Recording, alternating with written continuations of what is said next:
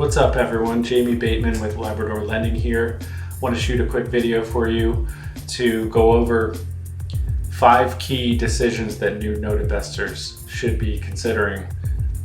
Whether you're brand new, never bought a note, or you have a couple notes, this video is for you, and even seasoned note investors may get something out of this. First key decision you should be making is how passive do you want to be? So passive versus active. Note investing is often sold as passive, and it can be passive in certain circumstances. But if you're going to manage and run your own note business, it's anything but passive. It's active. It's not physically demanding by any means, but if you start scaling, you'll find there are a lot of pieces to this business, a lot of things to keep track of. We have a really good blog post on our website, labradorlending.com, written by Stephen Berkey, and the title of the blog post is How Passive is Note Investing? I'm obviously not going to go through the whole blog post here, but he goes through all these different approaches you can take with note investing, from investing in a note fund to purchasing partials, buying performing notes, buying non-performing notes, and even managing a fund. Joint ventures are another option. So there are a lot of ways for passive investors to work together with active investors, but you've got to figure out for yourself, how much time do I have? How much do I want to devote to this in the way of resources? Because running a note business is very active. Second key decision, firsts versus seconds. We purchase and sell first position mortgage notes. That's the space that I'm comfortable working in. I know it better than I know seconds. There are some key differences. With first position notes, there's a lot more inventory. There are a lot more notes floating around, and that's one of the key challenges right now for all note investors, I'd say, is deal flow. So there's a lot more inventory if you're playing in the first space. Also, if you are trying to acquire the property, which is not really our goal, but you're closer to the property when you're in first position. So that may be something that's an advantage and a reason to go down the first route. You're also better protected. I mean, you're in a better position when you're in first lien. When you have the first lien position, you're that much closer to the property. So some advantages of getting into second mortgage notes are they're less expensive. So if you don't have quite as much capital to deploy, that may be the route to go. You can still foreclose from second position, by the way. That's something not everyone is aware of. And there's less competition. There are just fewer note buyers in the second space. So that's another advantage to seconds. So key decision number 2, first versus seconds. Maybe you want to do both, but I'd say pick one first and go from there. Key decision number 3, what states are you going to invest in? Will you buy notes in only judicial states, only non-judicial states, both? Not every state fits neatly into one or the other category, but licensing varies wildly by state. We have our Georgia lending license, which is not inexpensive. A lot of note investors don't have that. So that's just an example of a state that requires a lending license. Most states don't, but some states require a debt collector license. So that's something to research. What I typically recommend for new note investors is pick 3 to 5 states that you're willing to buy notes in, that you'd like to focus on. Don't pick just one. You're not going to have enough in the way of inventory to run due diligence and bid. But don't pick 15 states that you're willing to buy in and that you're targeting, because you're going to be overwhelmed with the nuances. You're not going to have a team on the ground necessarily. You're not going to have attorneys that you know.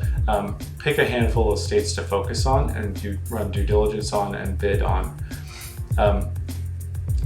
In general, think about the advantages that you have in particular states. Where do you know people? Where do you have family members that might want to be willing to drive by a property for you? Or where do you know attorneys? Where do you have boots on the ground?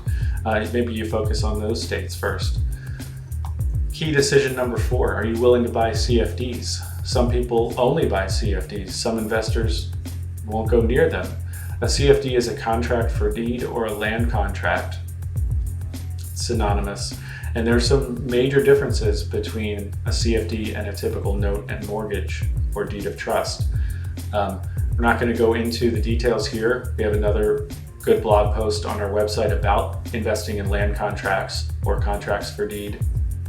Some of the key differences are that when you buy a CFD, you actually, as the lender, you have legal title to the property, and the borrower has equitable title. So until that borrower has satisfied the conditions and the terms of the loan, in other words, paid off the loan, they don't own the property.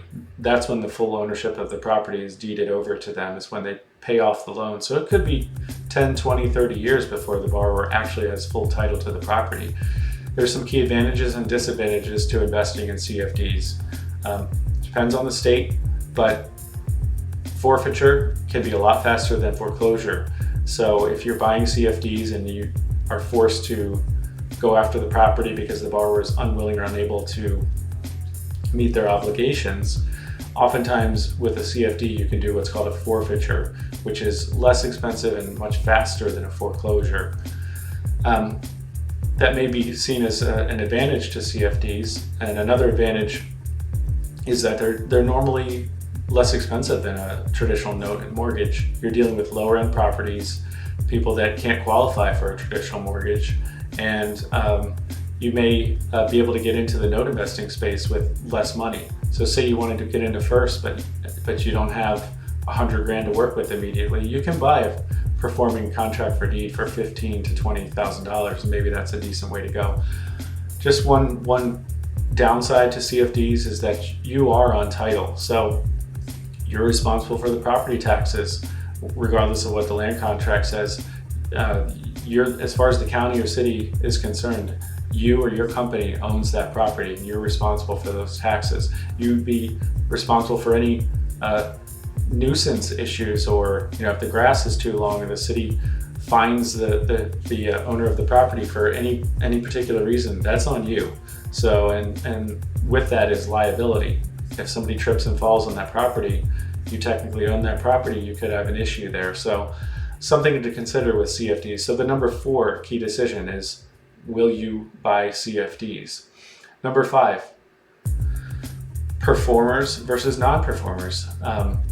Even if you want to get into the non-performing space, I recommend you buy 1 or 2 performing loans at a minimum initially. This way you can start to understand the mechanics of how to purchase a note, how to board it with a servicer.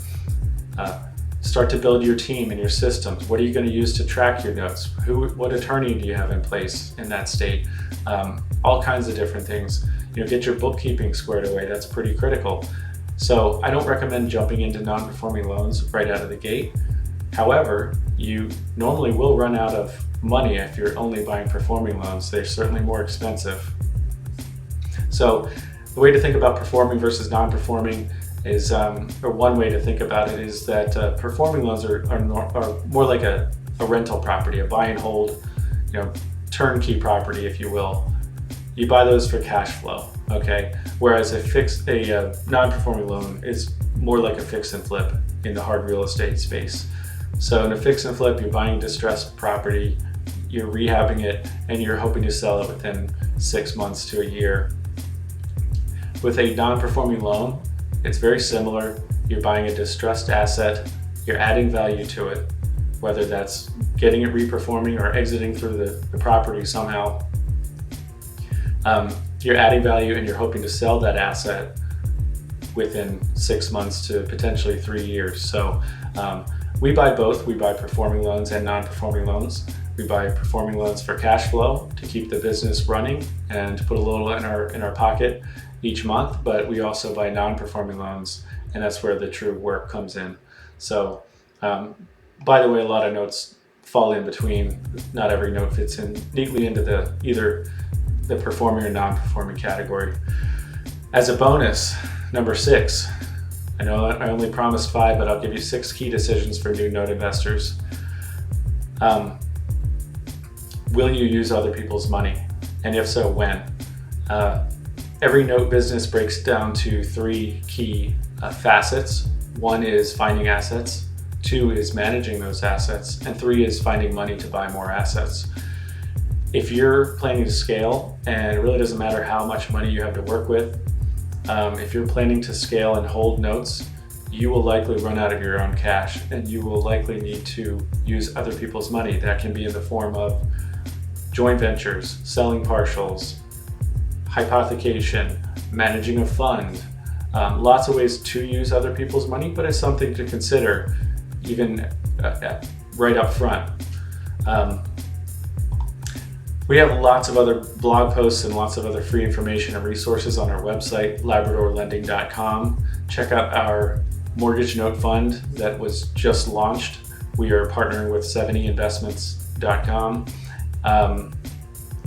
and 70 Investments Inc., I should say, to start the Integrity Mortgage Note Fund. And we're really excited about it. It's for accredited investors. We are raising capital currently, and we will be purchasing assets in the near future and hoping to work together with other investors who want to take a more passive approach. So check that out. Check out our website, labradorlending.com. My email address is batemanjames@labradorlending.com, and I hope you found this valuable.